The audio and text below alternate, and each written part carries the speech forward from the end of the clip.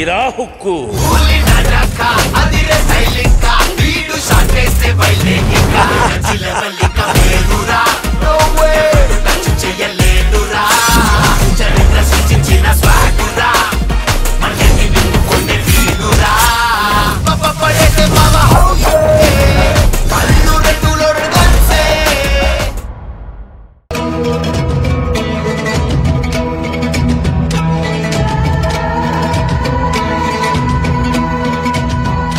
I'm waiting since 2 hours.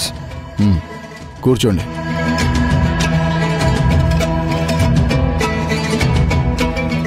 మీరు ఎవరి కోసం వెయిట్ చేస్తున్నారు? మిమ్మల్ని కలవడానికే. నేను వేరే పనుల్లో బిజీగా ఉన్నాను. ఇంతకీ నా కోసం వెయిట్ చేయడం ఎందుకు?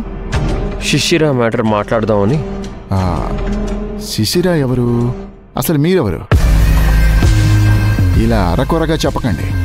శిశిర అంటే ఇప్పుడు మీ స్టేషన్లో సెల్లో ఉన్న అమ్మాయి. ఓహో, అవునా? ఏ కేసులో అరెస్ట్ చేసి తీసుకొచ్చారు? పబ్లో ఏదో గొడవ. అంటే ఒళ్ళు కొవ్వెక్కి కొట్టుకునే బ్యాచ్ అన్నమాట.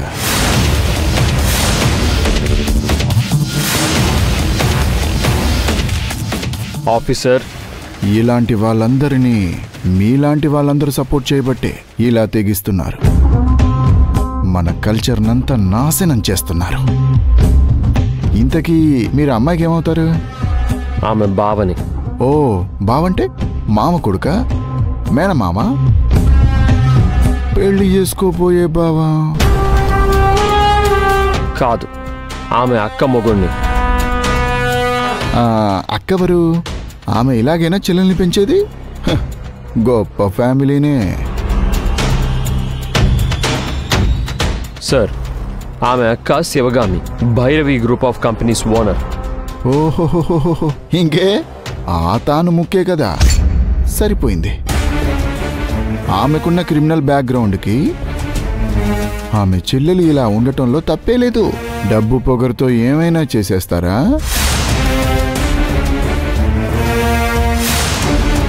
తనేం చేయలేదు. ఓహో, అయితే ఇన్సిడెంట్ దగ్గర మీరు కూడా ఉన్నారా? లేదు, తనే చెప్తుంది కదా తనేం చేయలేదని. మర్డర్ చేసిన వాడెవడు నేనే హంతకున్నని మెళ్ళో బోర్డేసుకొని తిరగడు.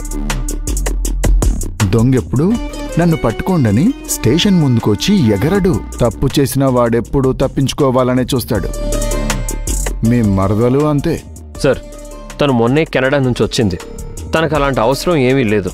ఓ అవునా? అయినా ఆ అమ్మాయి నేచర్లోనే అగ్రెసివ్నెస్ కనిపిస్తోంది. పొగరెక్కువ, యాటిట్యూడ్ ఎక్కువ, డబ్బు అహంకారం కూడా ఎక్కువ. ఇలాంటి వాటి వల్ల ఏం చేసినా ఎవరు ఏం చేయలేరని ఈ పని చేసిందా? మేం విచారించి నిజానిజాలు నిగ్గు తేలుస్తాం. మీకెందుకు అర్థం కావడం లేదు? మీరే అర్థం చేసుకోవట్లేదు. అసలు కంప్లైంట్ ఇచ్చిన వాళ్ళెవరు? దేనికి? అసలు ప్రాబ్లం ఏంటో తెలుసుకుంటాను. జెన్యూన్ ప్రాబ్లం అయితే శిశిర చేత సారీ చెప్పిస్తాను. అంటే నేను చెప్పేది జెన్యూన్ కదా? నేను మీ గురించి చెప్పడం లేదు. మరి మీ మాటలో ఉద్దేశం ఏంటి? మీరేదో మనసులో పెట్టుకుని ఏదో మాట్లాడుతున్నారు. తనని విడిచిపెట్టండి. ఆమెమి చట్టానికి అతీతురాలు కాదు. చట్టం ప్రకారం స్ట్రిక్ట్గా ఫాలో అవుతాం. కావాలంటే కోర్టుకు వెళ్ళి బెయిల్ తెచ్చుకోండి. బెయిల్ దాకా ఎందుకు? కమిషనర్ దగ్గరికి వెళ్ళి మాట్లాడతా. You can. మీకు ఆ రైట్ ఉంది. మా పద్ధతి ప్రకారం మేం వెళ్ళాం. మీరేం చేసుకుంటారో మీరు చేసుకోండి. మీరు ఏ ఉద్దేశం పెట్టుకుని ఇదంతా చేస్తున్నారో, మీ ఇంటెన్షన్స్ ఏంటో అర్థమవుతున్నాయి. కమిషనర్తో మాట్లాడి అంతా సెట్ చేస్తాను. వెళ్ళరండి మరి.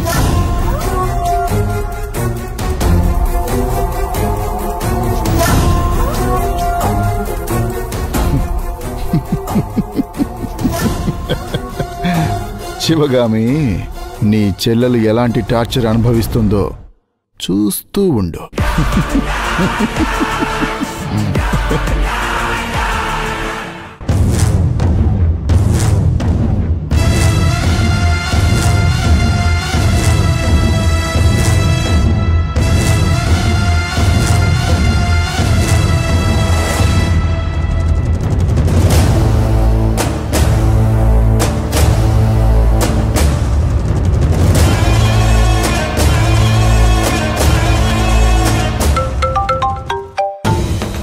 హలో శివగామి, ఏమైంది?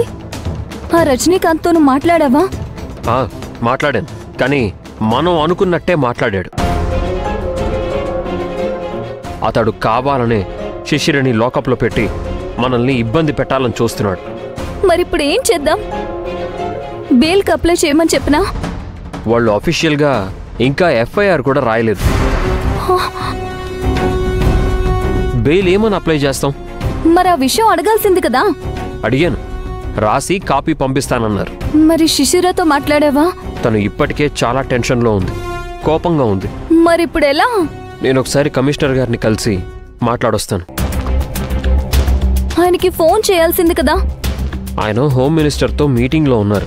ఒకసారి ఆయన్ని కలిసి ఆ తర్వాత హోమ్ మినిస్టర్ పిఏ గారిని కూడా కలుస్తాను. త్వరగా పని చూడు అర్జున్, ప్లీజ్. అప్పటి వరకు నేను పోలీస్ స్టేషన్కి వస్తాను. నో, నువ్వు మాత్రం ఆ పని చేయకు. పరిస్థితి ఇంకా దిగజారుతుంది. అందరూ శివగామి చెల్లెలవడం వల్లే శిశిరని అరెస్ట్ చేశారని అంటున్నారు.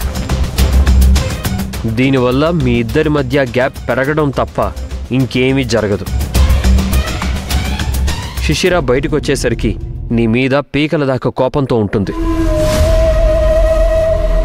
అది కోప్పడితే కోప్పడింది, కానీ ముందు త్వరగా ఇంటికి రావాలి. నేను లాయర్తో ఒకసారి మాట్లాడతాను. నువ్వు శిశిరకి తినడానికి ఏమైనా తీసుకెళ్ళు. సరే.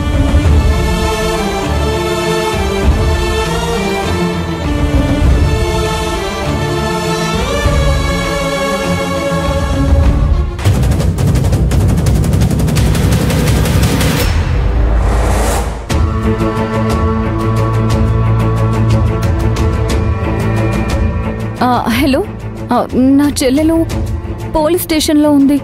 దానికి బెయిల్ అప్లై చేయాలి. గాయత్రి గారు, మనం ఏం చేద్దాం?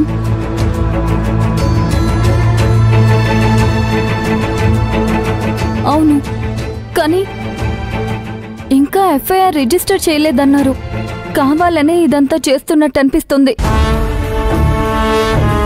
సరే, కొంచెం వీలైనంత త్వరగా ఏమైనా హెల్ప్ చేయండి ప్లీజ్.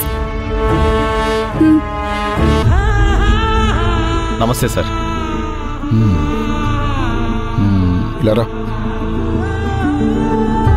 ఆ అమ్మాయికి తినడానికి ఏమైనా పెట్టారా? లేదు సార్. తినడానికి ఏమైనా పెట్టండి, లేకపోతే ఏం తినిపించకుండా చంపేశామని మన మీద పడి ఏడుస్తుంది మీడియా.